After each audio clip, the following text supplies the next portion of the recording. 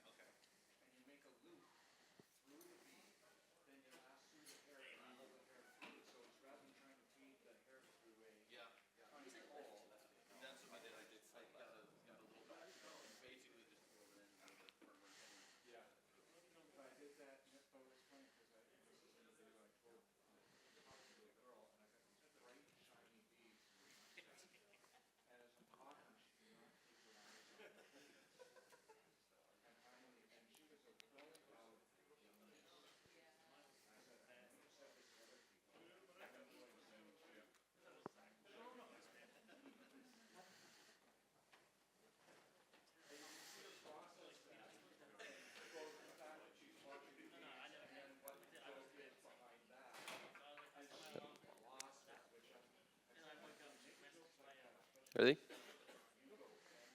Okay. So hi everyone, and welcome to I'm awesome and I'm going to this presentation. So yeah, like we know who we are here. So actually, we're gonna be talking about taking communities to the next level. Sorry in advance. So first of all, who am I? So the name is Benjamin Rushing. You can also find me under Ben the Canadian. I'm the executor of No Psych Alliance. Sorry in advance. I'm also one of the executors of the Red Monast Coalition. I'm the organizer of EVE Montreal, and I'm also a real life biologist. Plus, I'm also presenting myself for CSM 17. So let's continue. So here's how we're gonna do it. So how do we take communities to the next level? We're gonna speak about some biological concepts, then a few physiological concepts. How can we increase our well-being playing Eve. Some slide on positive psychology and about respect then. Just to be sure, what we call communities, it might be your corporation, your alliance, but also your family, your workplace, and much more. To start off, since we got the la crème de la crème here, playing EVEOnline, we're gonna start with a reading exercise. So I'm gonna need you all to read out loud what's gonna be showing here, okay? You ready? It's really simple. Everyone will be able to do it. And here we go. Ha, ha, ho, ho, he, ha, ha, ho, ho, he, ho, ho, ho, ho, ho, ha, ha,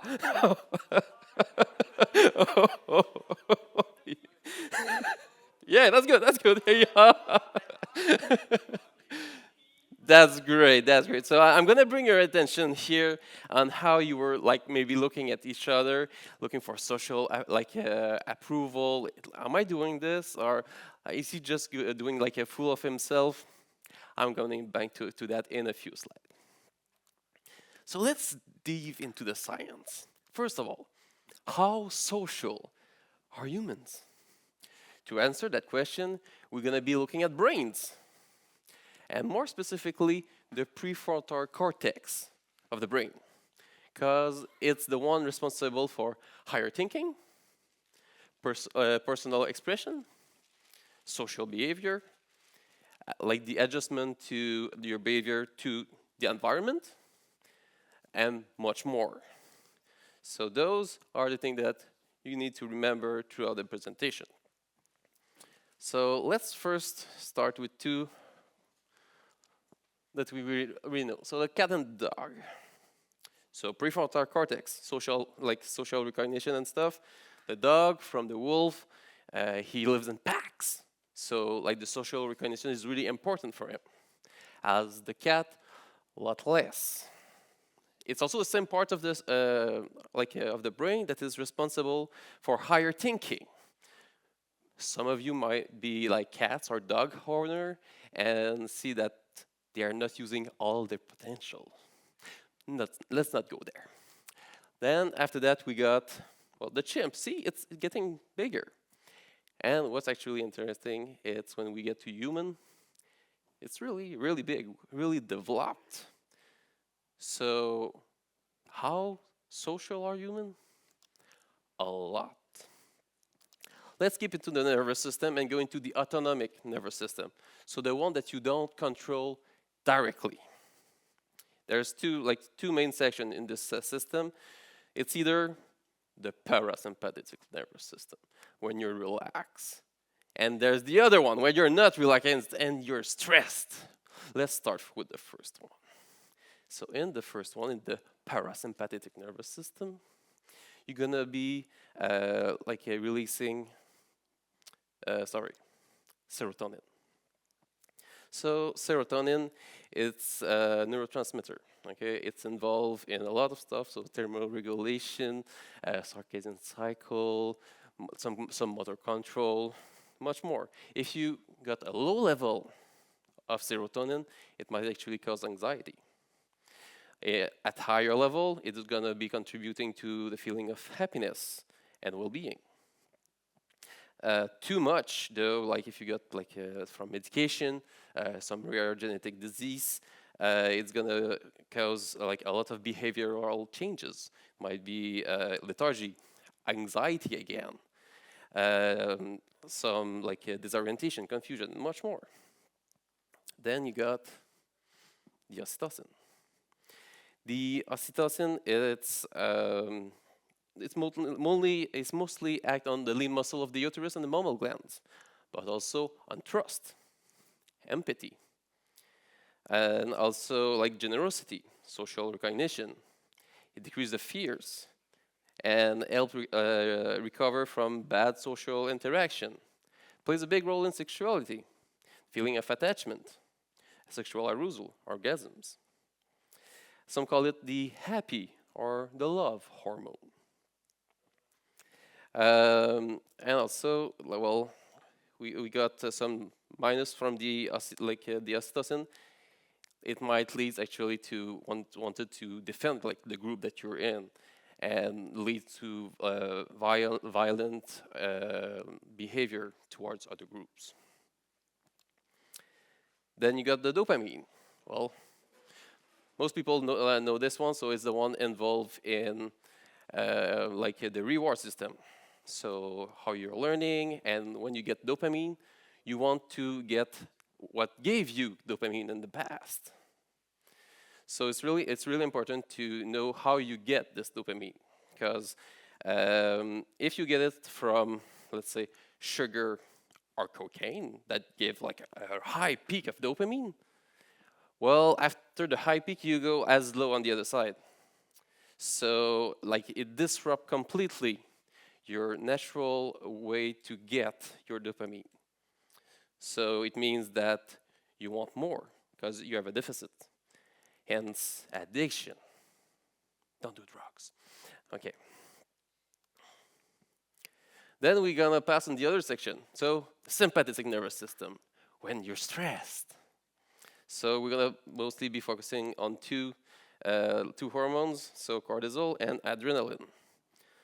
Cortisol, like it's fine, like it raises the glucose, make it available to use for your system. But it also regulates protein, lipid, and glucid in your metabolism, while the sympathetic nervous system is active. Plays others other roles like circadian cycle with the melatonin and such. But let's focus on really what has to do with the sympathetic nervous system. It can be bad if you are stressed for too long, creating osteoporosis and other issues. It also inhibits the immunitary response, because when you're stressed and yet you're running for your life, your body does not care fighting cancer. So if you're always stressed, your immune system is not really performing. So that's not good to always be stressed, but I think that most people know that. Then adrenaline is the stress answer that makes us ready to attack or flee. It raises the cardiac frequency, the arterial pressure, the bronchus and the pupils. It makes you ready for a real intense physical effort. So those stress answers are good if you're getting chased by a bear or such.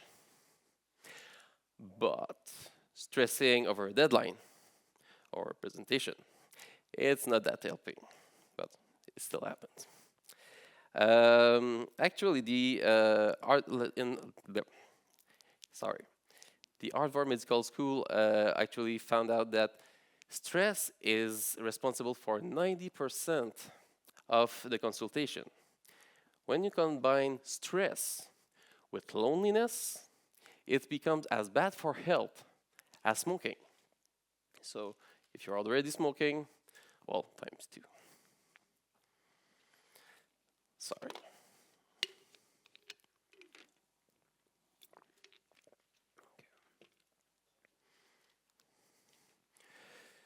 So remember the reading exercise? So study has shown that laughing or the anticipation of laughing actually makes you into the parasympathetic nervous system, so that you can be at the top of your game using your prefrontal cortex. So yeah, I purposefully put you in a state to be able to listen to what I'm giving you here. Okay, so some psychological concepts here. Okay, so gregariousness is basically the the measurement of how social something is, someone or an animal or else. Remember that we are social creatures, and as humans, the social factor is really important for us. So much that we need it, and there's the hierarchy of needs. we need to belong to another group of humans. If not, well, it can lead to loneliness. And if you were there yesterday for the opening ceremony, Hilmark talked about that, about like CCP Ghost friendship machine and how it works. So basically, like they use the Maslow pyramid, both of them. Yep. And it's a great model, and it has also been shown in the last years that not only those level does exist, but it can actually interact with one another. So it's not because it's above, it doesn't have an impact on the one below. So that you can actually fortify your foundation and such. So later in Hildmar's presentation, he goes into like the 4 things that makes you enjoy spending your times. Oh, actually, here I just like the friendship. Just going back, sorry. That's the friendship formula. So since they explained it yesterday, I won't put much time into it. But proximity plus frequency plus duration plus intensity equal friendship.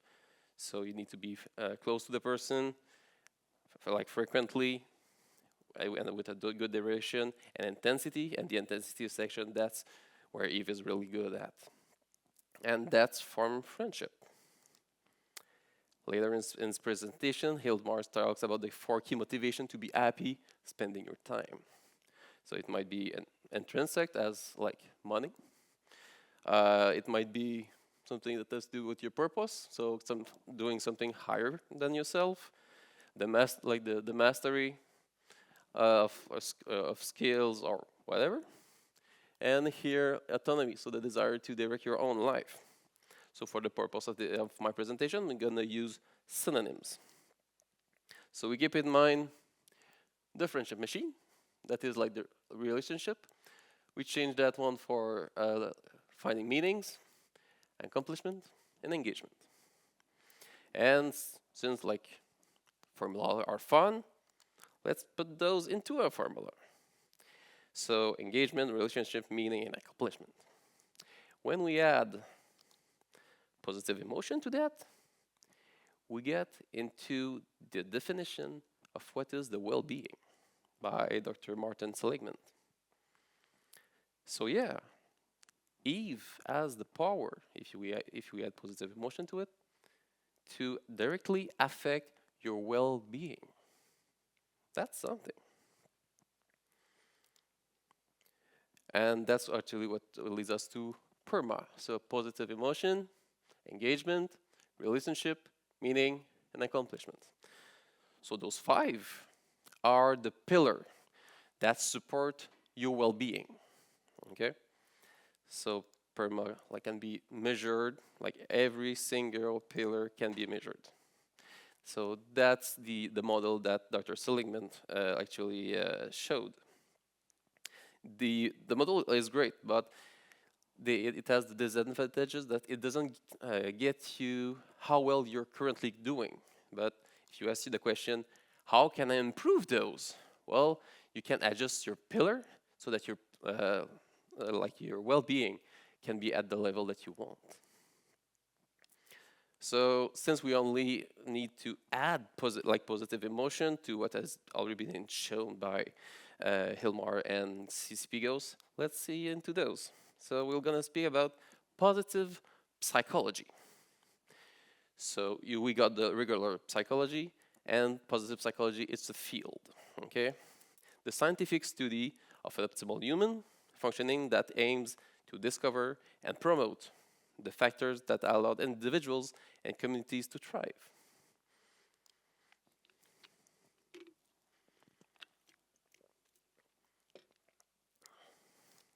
So it aims not to move people toward average, just as like a regular psychology. When you're gonna see a psychologist or a social worker, you have an issue, you want to get to the normal. Okay, big air quotes here. The aim of positive psychology is to take this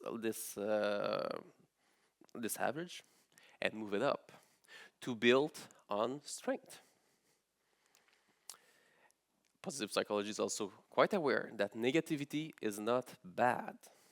The idea here is when you got something negative to stay on the facts, okay? To see what you can improve or change, but not to get into the negative loop. Negativity is contagious, but positivity too.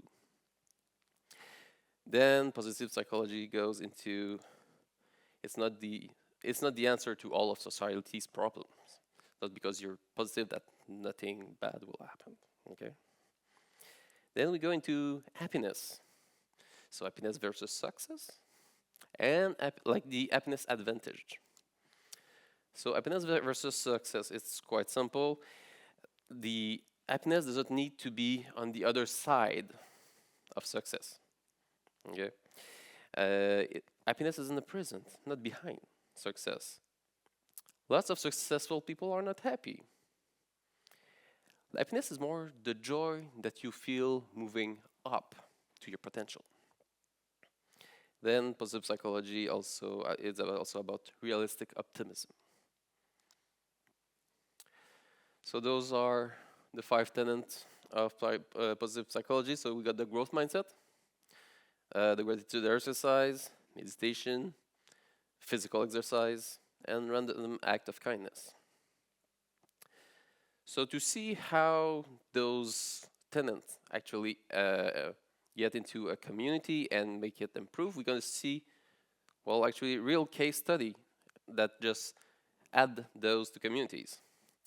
So here is Dr. Sean Acher that went and teach those tenants to an insurance company, where he did like the measurement, and afterwards he found out that the increase of the brain performance of those employees increased by 31% in average.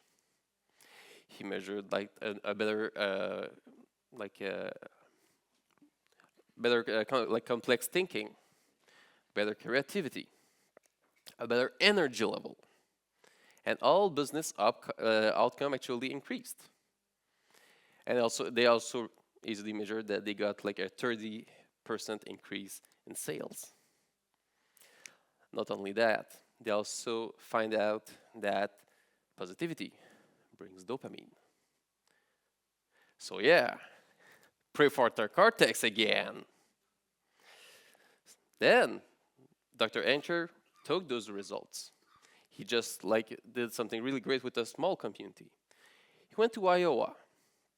There, he went into the poorest district that he can find, into the bottom percentile of schools, where he teach like the same things to those students. And in the 3 years that follows, the test scores of the whole school increased by 20%. Then he took those results. He went to Chicago. It was in 08, 09, where like the poverty rate increased by 35% over the last year. And there they worked with the student to create parent university, where the kids would actually teach the parent the positive habits. And the grades of the student went from the 83rd percentile into the 95th percentile in Illinois and the top 2% in the US. But not only that, the disciplinary action decreased by 50%.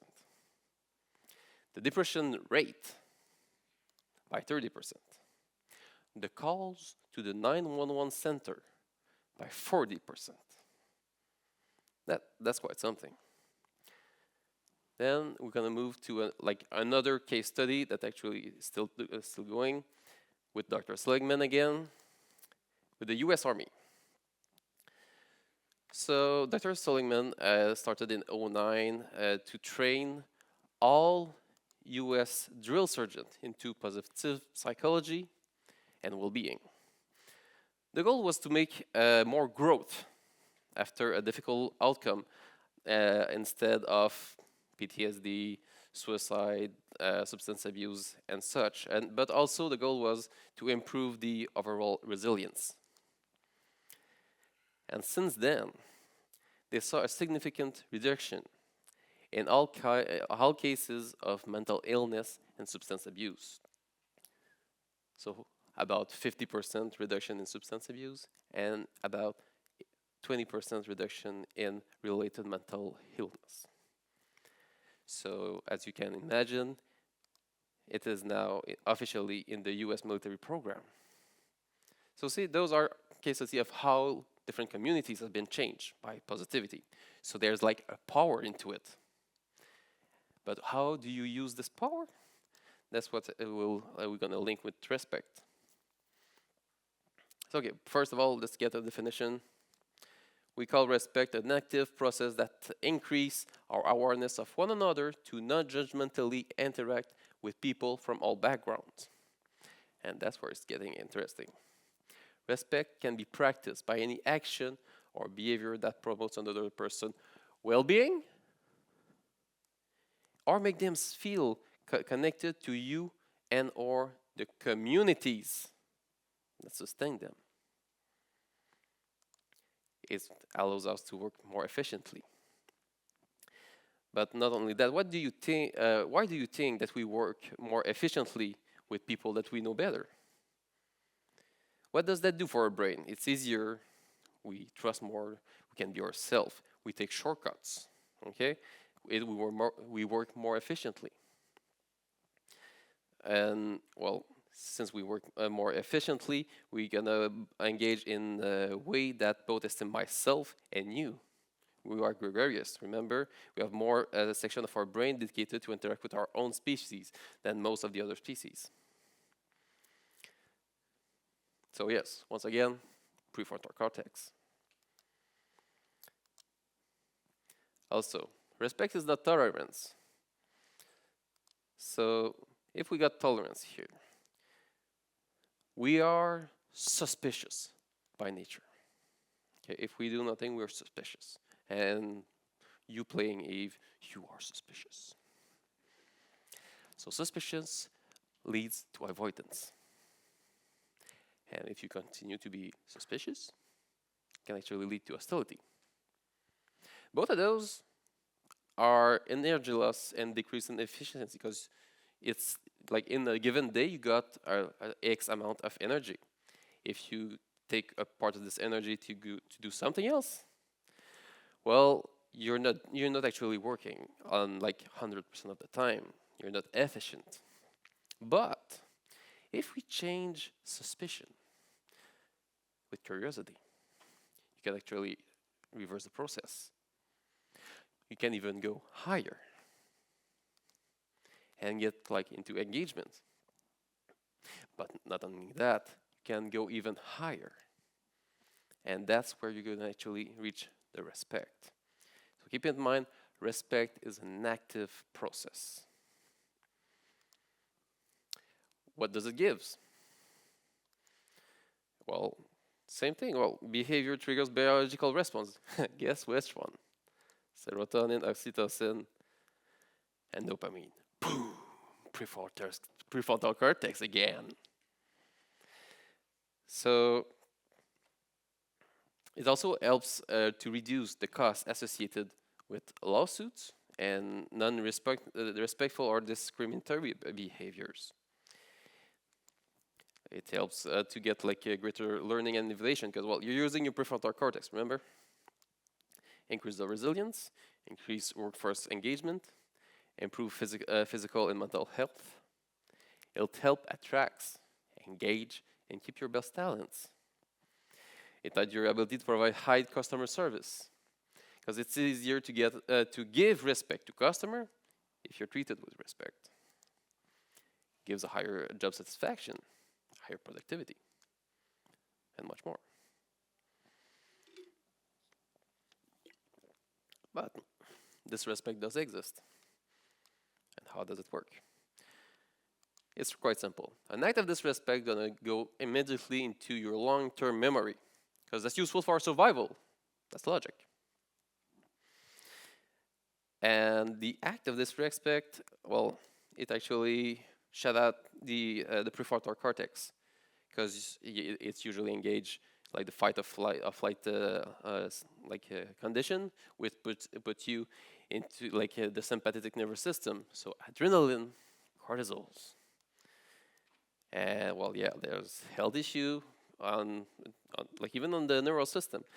Like the cortisol, it can not only be bad as what I told you earlier, but it can also scar your blood vessels and increase the health issue that has to deal with cardiovascular disease. But also weaken the synaptic connection and can even kill the neurons, making you dumb and stupid. So lots of consequences. So yeah, stress-related illness, increased absenteeisms and accidents, above average employee turnovers, and much more. But if something quite special happens in the 2 hours following an act of disrespect, we can actually do magic. And that's where I'm gonna get into the importance of being sorry. So why is it so important to be sorry?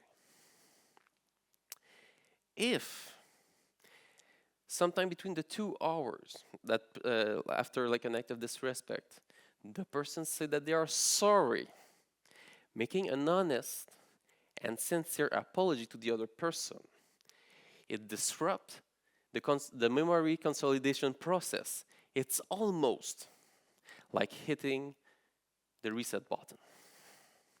So if you have something to remember, it's really important to be sorry. Recruiting. Okay, respect, how to. So here we got like it's Paul Mishenko's 12 Rules of Respect, good book.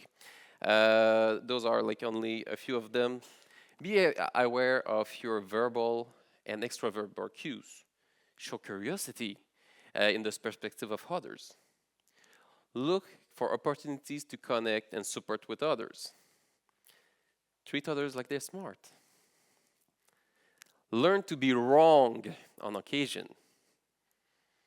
Never hesitate to say that you're sorry and smile. So thank you very much. If you want to join me, you got my information here. And if you're looking for that kind of group in EVEOnline, I don't know them all, okay? But positivity and respect, well, those guys in Sorry got it. And we're recruiting. Thank you very much.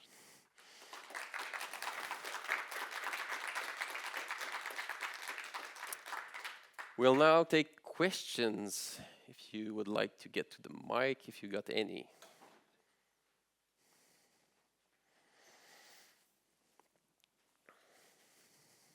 If we are sorry in advance, do we automatically cancel any kind of disrespect, meaning that we are the best place possible? Okay, so if we're sorry in advance, well, yeah, I guess I might be a little biased on the question, but on this section, are we the best place possible? If you're looking for a null sect and with those kind of value, I really think so.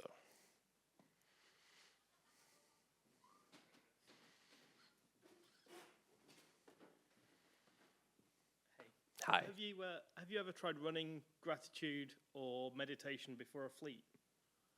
Oh, I don't run that much fleets myself, because if you saw like the presentation of Don Dinkle yesterday, when you do the like different alliances are run in the different ways. I'm more into the managing section more than into like the fleets. I think that actually it's something to try. But on the follow-up on that question, I do have like on Sorry Discord, you do have like a public channel for where people can actually publicize like random act of kindness, so that it actually like promotes those kind of things, and people actually, oh yeah, I can do that. It doesn't cost me anything, and I make someone's day or whatever. So yeah, there's different things that can be implemented, and I think it's a great idea to actually like do that before the fleets. Why not? Like it increases, like it activates your prefrontal cortex, so you want to be on the top of your game. Yeah, if everyone is calm before they get stuck in, well, actually you get more chances for them to act the way that you would like them to act. because it's the right part of the brain that is working. If you got people that don't know what they're doing, or they kind of know, like the prefrontal cortex will go silent again, and you're gonna just hit on the sympathetic nervous system. It's gonna be cortisol and adrenaline. You touched on something in your presentation around growth mindset, and I just wondered if you. Okay, so the question is about like explaining a little bit more about the growth mindset. Okay. So actually, could you? I actually got slides on that, so it's just that they are masked out. So I think it's 10 and 11.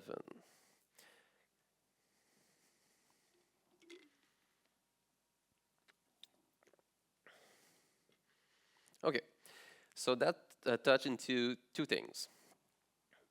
So the we got neurogenesis and neuroplasticity. So remember at the beginning I was explaining stuff about like the nervous system and how it works.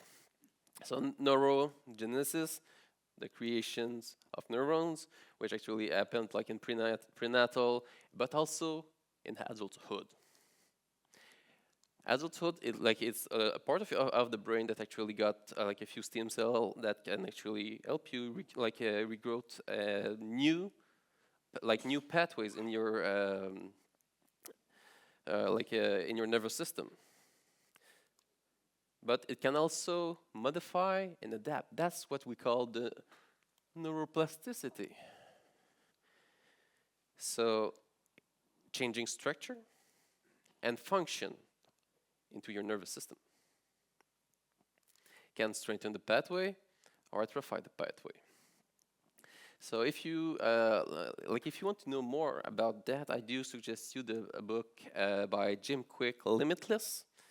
It's really something. It's really good because it's someone that got brain injury in early childhood, that has like a speech disability, and now he's a leading expert on brain, speeches, memory, and one of the best coach in the world.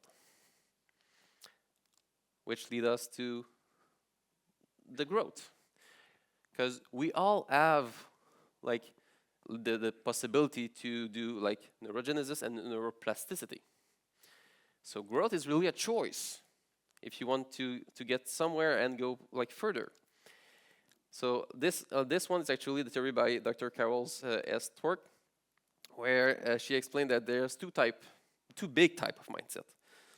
Sorry. So the first one is the fixed mindset, where you think that, well, those are the things that I can do in life. I cannot really do more, and like I failed a test one time. It's who I am. On the other side, on the growth mindset, it's like, oh, okay, I've did a test. I failed it. I was not prepared of maybe.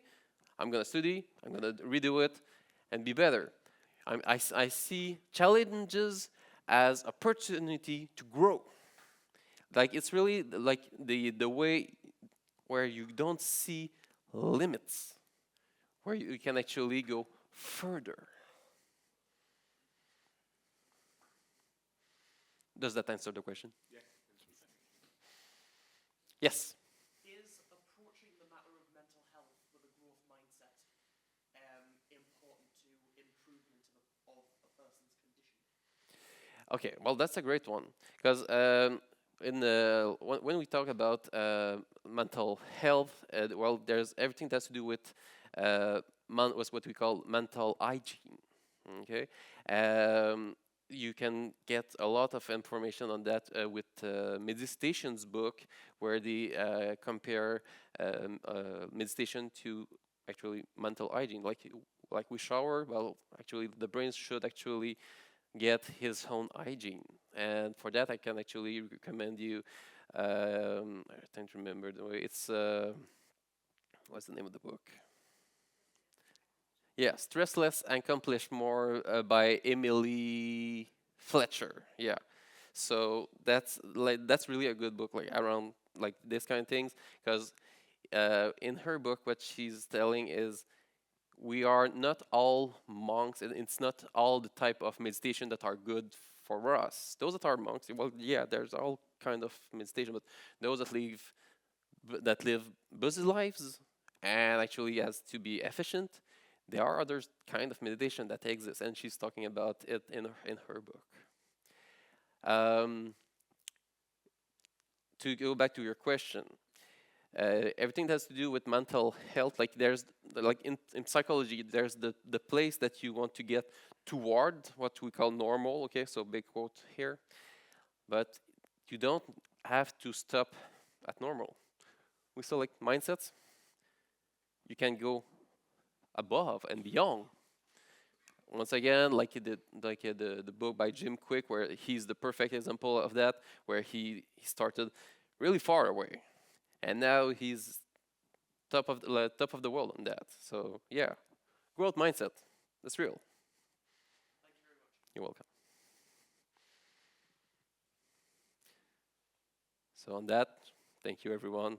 Have a great Fanfest.